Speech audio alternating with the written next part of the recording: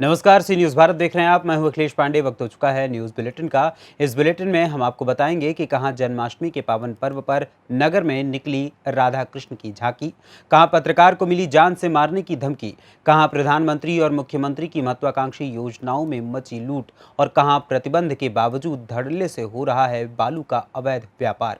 ऐसी तमाम खबरों पर आई विस्तार से करते हैं चर्चा। बदायूं बिलसी नगर के मोहल्ला नंबर 6 में से ओम साई राम सेवा मंडल समिति के द्वारा श्री कृष्ण जन्माष्टमी के उपलक्ष्य में साई बाबा के मंदिर पर नन्हे मुन्ने बच्चों ने सांस्कृतिक कार्यक्रम किया। बदायूं से सी न्यूज़ संवाददाता आकाश तोमर की रिपोर्ट। विकासखंड ग्यासड़ी के ग्राम पंचायत विलोहा वनसकिया में गरीबों को मिलने वाला गरीब कल्याण अन्न योजना का राशन कोटेदार द्वारा ग्रामीणों को घटतौली करके वितरण किया जा रहा है। घटतौली वितरण के जाने से आक्रोशित ग्रामीणों में काफी ज्यादा क्रोध देखा जा रहा है। ग्राम प्रधान संतोष जायसवाल ने बताया कि ग्रामीणों का आरोप सत्य है। घटतौली का विरोध करके सप्लाई इंस्पेक्टर तुलसीपुर को शिकायत की गई है, लेकिन अभी तक कोई कार्यवाही नहीं हुई है।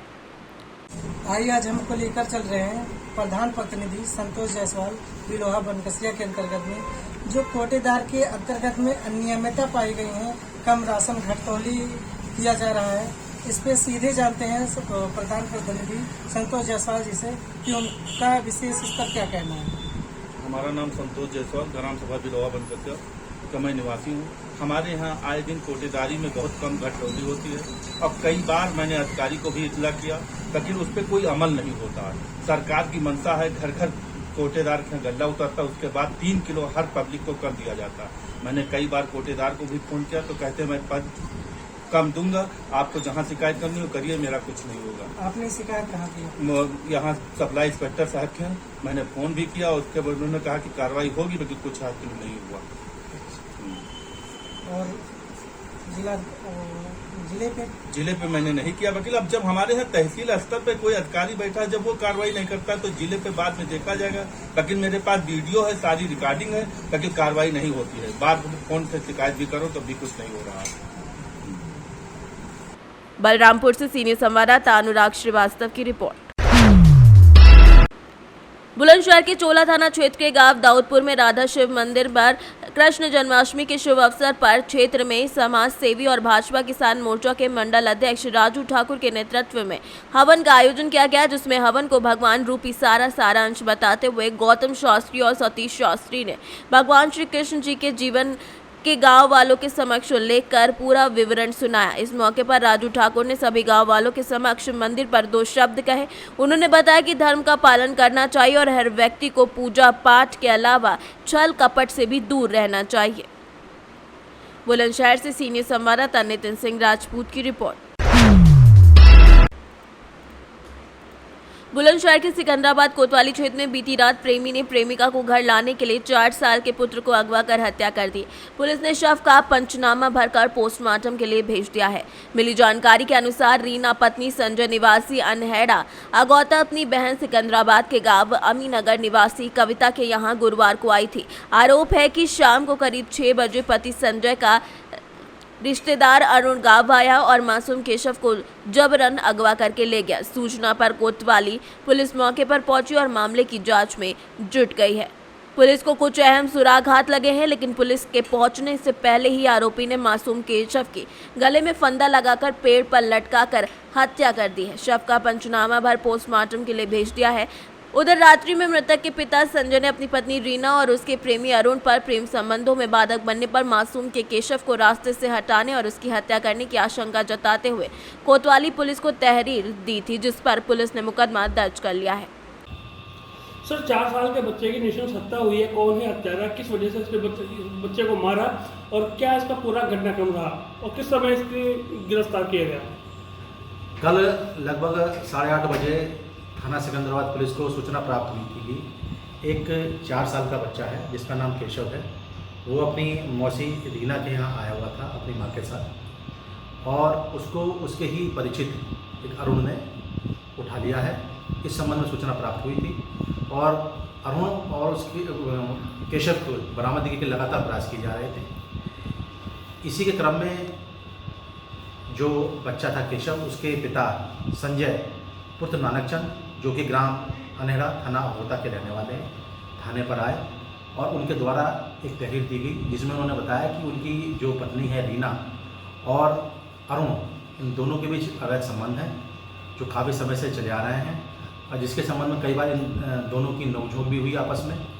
और चूँकि केशव की उम्र लगभग 4 वर्ष की, अपनी माँ से बहुत लगाव रखता था, वो कहीं भी जाती थी तो साथ रहता था, क्योंकि संजय हरियाणा में नौकरी करता है प्राइवेट फर्म में और वो भारी रहता है और ये बच्चा साथ में चलता था। इस बात का बड़ा ऐतराज़ रीना को था और कई बार जब झगड़ा हुआ संजय का रीना से तो उसने कहा कि मैं इस बच्चे को और अरुण के साथ मिलकर मैं इसको रास्ते से हटा दूँगी। इसी क्रम में हमने जो है पता विश्वासी करके हत्याकांडों के अन्य बातें पता लगाई और अरुण को गिरफ्तार किया गया आज प्रातः 4:30 बजे मऊखेड़ा से। उसकी निशानदेही पर केशव की डेड बॉडी को बरामद किया गया और रीना को भी वीरखा गेट से आज लगभग 2:30 बजे गिरफ्तार किया गया। विधिक कार्रवाई की जा रही है और न्यायालय समक्ष पेश किया जा रहा है। मामला क्या था, आपने उस बच्चे की हत्या क्यों की, पूरी बात खुल करके बताइए। वो ये मेरे पास थी 3 दिन से, तो ये दिन में कल FIR महिला थाने में करने गई, तो वहाँ से जाने के बाद ये अपनी बहन के यहाँ पहुँच गई। वहाँ से इसको पास में गया, मैं चल, तो ये नहीं आई। मैं बच्चे को लेके आ गया वहाँ से। बच्चा रात को रोने लगा, बच्चे को जब मार दिया। तो आप बच्चे को क्यों लेकर के आए थे? कि डर के आ जाएगी। तो फिर बच्चे को आपने मार क्यों दिया जब उसका दवा बनना था आपको? तो बच्चा रोने लगा रात को। उसकी शादी हो गई थी, फिर तुम्हारे संबंध थे उससे?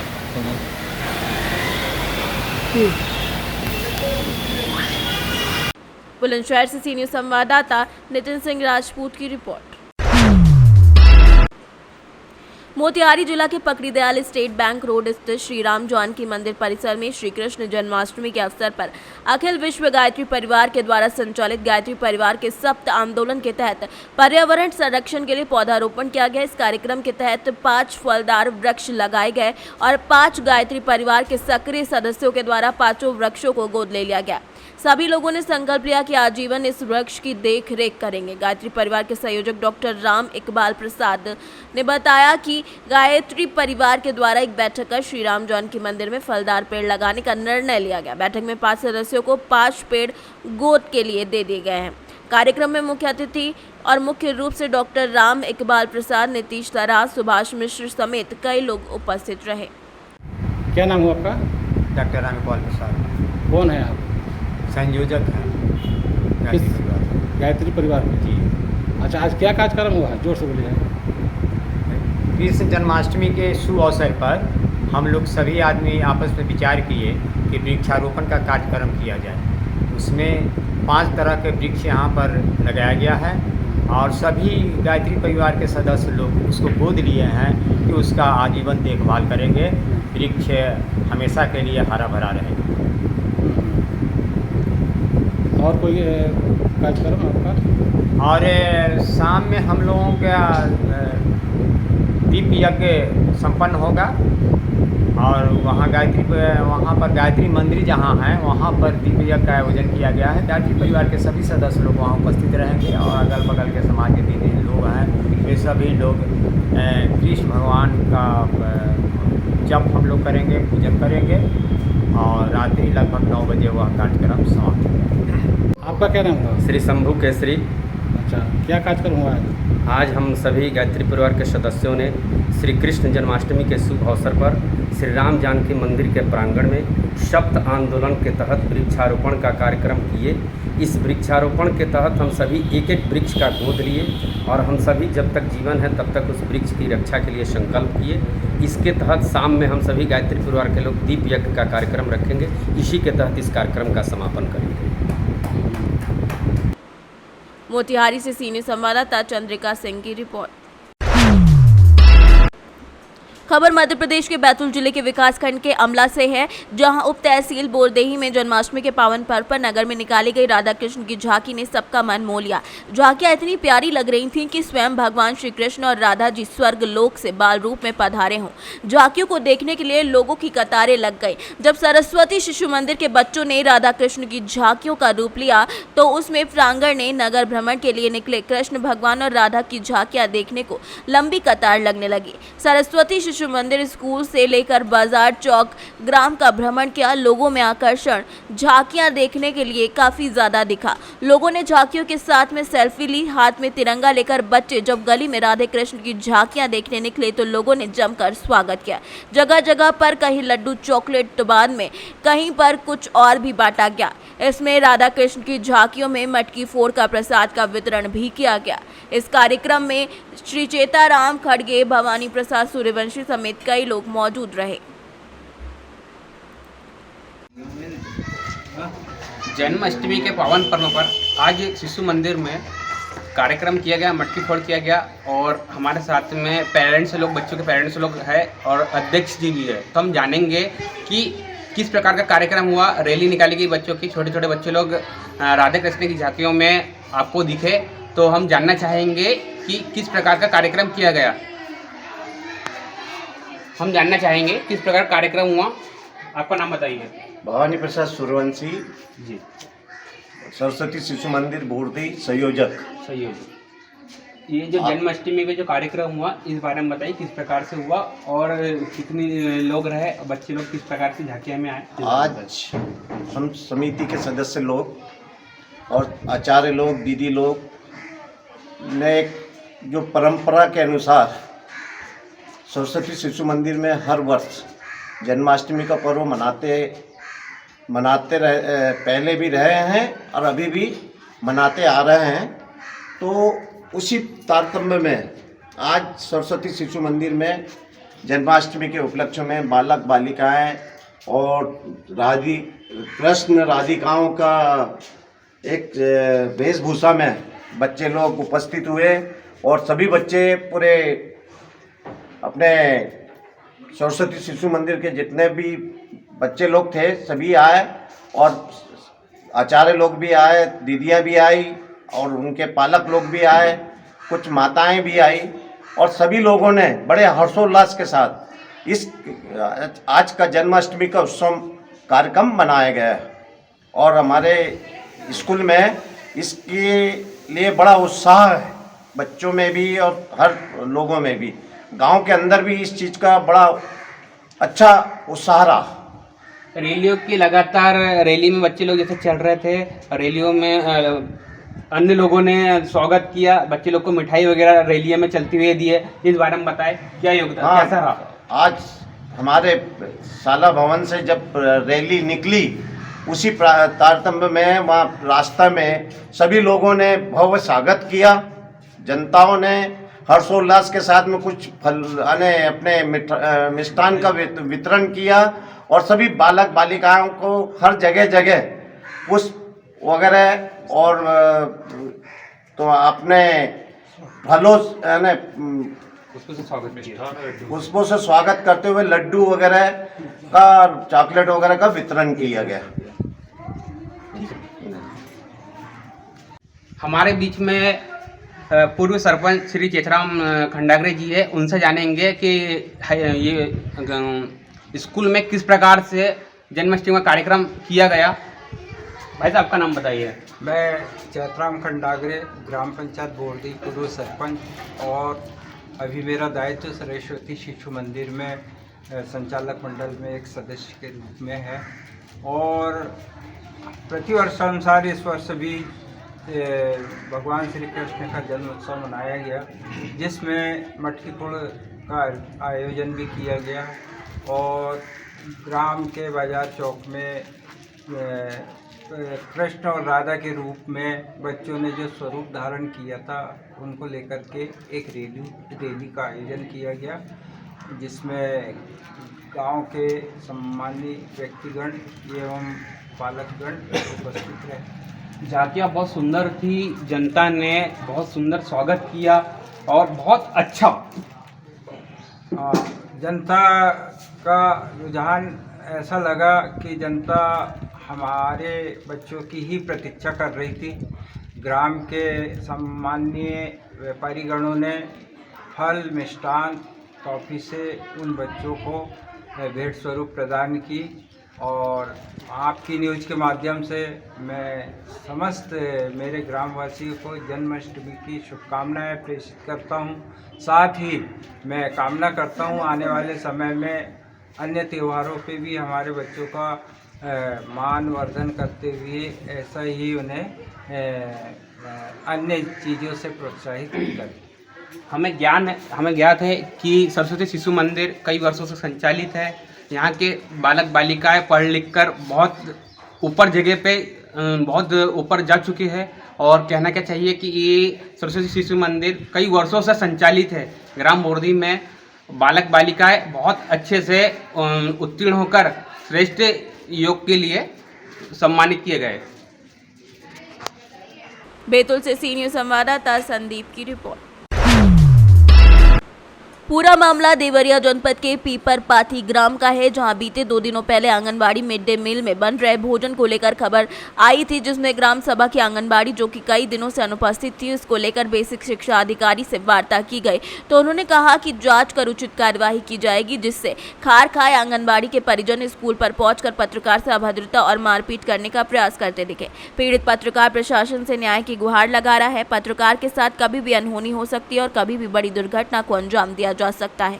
2 दिनों पहले मैंने देवरिया जनपद के पीपरपाथी ग्राम सभा के आंगनबाड़ी केंद्र के मिड डे मील के भोजन के बारे में खबर को लेकर उजागर किया था, जिसमें कि मीनू के हिसाब से बच्चों को भोजन नहीं मिल पा रहा था। जिस खबर को लेकर मैंने बेसिक शिक्षा अधिकारी हरीश चंद्र नाथ जी से मैंने संपर्क किया, तो उन्होंने आश्वासन दिया कि जांच कर दोषियों के खिलाफ उचित कार्रवाई की जाएगी। आज पुनः मैं जब उस विद्यालय पर पहुंचा मीनू चेक करने के लिए, देखने के लिए कि आज का भोजन क्या है, तो वहां पर लाठी डंडे से लैस होकर आंगनबाड़ी केंद्र जो आंगनबाड़ी है उनके परिजन आ गए, मारपीट करने पे आमादा हो गए। आपको मैं बता दूं कि जो आंगनबाड़ी है वहाँ की वो पूर्व ब्लॉक बीडीसी की पत्नी है और उनके देवर जो कि प्रधान पति हैं। इसके वजह से गांव में ग्रामीणों में भय का माहौल है और कोई उनके खिलाफ आवाज़ भी नहीं उठाता है। मैं आपको बताता चलूं कि मेरे साथ ये लोग लाठी डंडे लेकर दौड़े, मारपीट करना चाहे। मैंने किसी तरीके से भाग करके अपनी वहाँ से जान बचाई। मैंने इसकी सूचना BSC देवरिया को दे दी है, थाना कोतवाली को दे दी है। अगर ऐसे ही पत्रकारों की आवाज़ दबाई जाएगी तो आने वाला समय भूमाफियाओं, गुंडों और दबंगों का होगा। ज्ञानेंद्र नाथ मिश्रा, मैं प्रशासन से निवेदन करता हूं कि मेरी जान माल की सुरक्षा की जाए। अभियुक्त में अखिलेश मिश्रा सिंटू पुत्र देवेंद्र मिश्रा, राजेश मिश्रा पुत्र देवेंद्र मिश्रा, प्रदीप मिश्रा पुत्र स्वर्गीय त्रिपुरारी मिश्रा, इन लोगों के द्वारा मुझे जान से खतरा है। देवरिया से सीनियर संवाददाता ज्ञानेंद्र नाथ मिश्र की रिपोर्ट। महाराजगंज के धानी बाजार विकासखंड में प्रधानमंत्री और मुख्यमंत्री की महत्वाकांक्षी योजनाओं पर लूट मची है।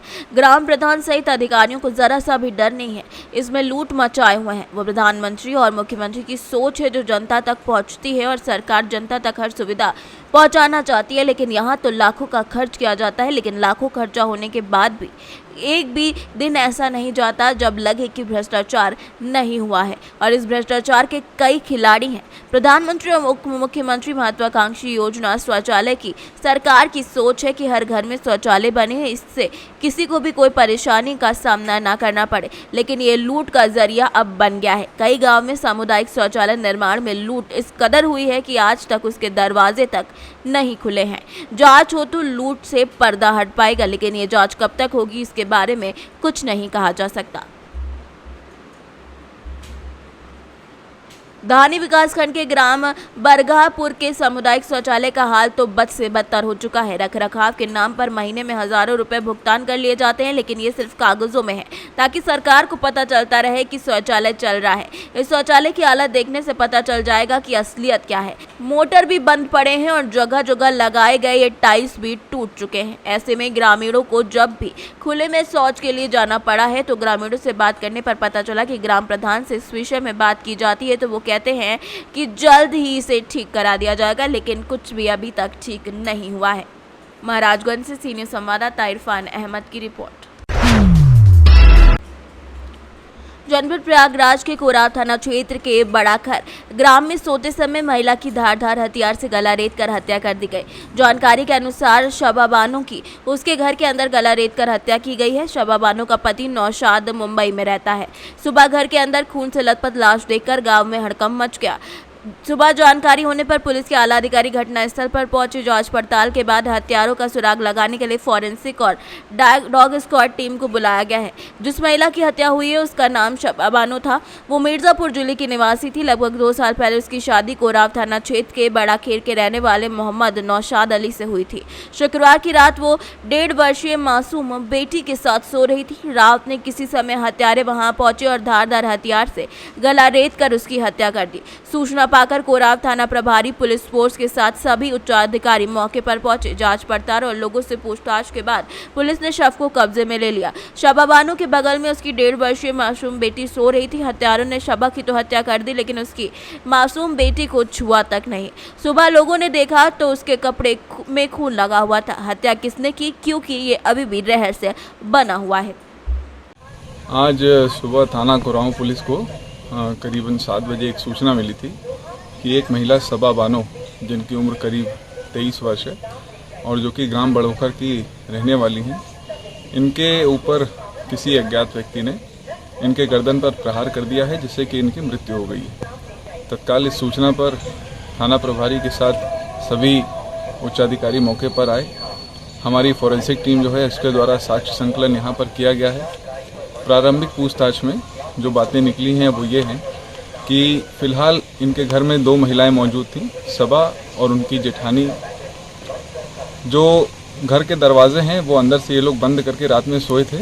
जो जीवित जेठानी हैं इनको द्वारा बताया गया है कि आज सुबह जब वो उठी तो घर के दरवाजे खुले हुए थे।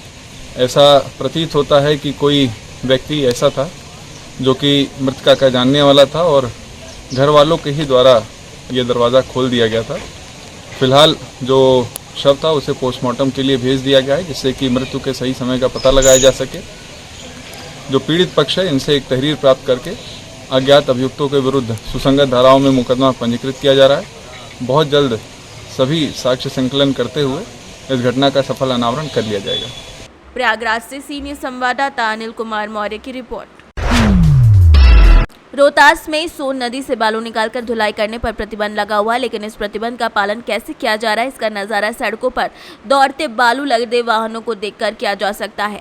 बंद की आड़ में अवैध बालू का कारोबार पूरी तरीके से फल फूल रहा है। इसमें करीब 4 थाना के पुलिसकर्मी की मिलीभगत भी सामने आ रही है। अगर मिलीभगत नहीं होती तो शायद उनके थाना क्षेत्र से प्रतिबंध होने के कारण भी बालू की ढुलाई का कार्य नहीं होता, लेकिन ये सब कुछ दिन के उजाले में भी हो रहा है। गौरतलब है कि अमझोड़ थाना, तिलौथू थाना क्षेत्र में, इंद्रपुरी थाना क्षेत्र से लेकर धौड़ार ओपी थाना क्षेत्र के दौरान सहित कई ऐसे थाने हैं जहां पर पुलिसकर्मियों को प्रतिबंध का पालन कराने का निर्देश दिया गया है, लेकिन प्रत्येक दिन इन थाना क्षेत्रों से होकर बालू लदे ट्रक को आते जाते देखा जा सकता है। सबसे बड़ी बात यह है कि जब भी इन पुलिसकर्मियों से इस मुद्दे पर बात की जाती है तो वरीय पदाधिकारी का हवाला देकर उसके द्वारा कुछ भी जानकारी देने और कार्रवाई करने की बात से इनकार किया जाता है। आखिर ये कैसे संभव है कि बिना अधिकारियों के निर्देश पर यह कार्य हो रहा है, ये सोचने वाली बात है। रोहतास से सीनियर संवाददाता पंकज कुमार की रिपोर्ट।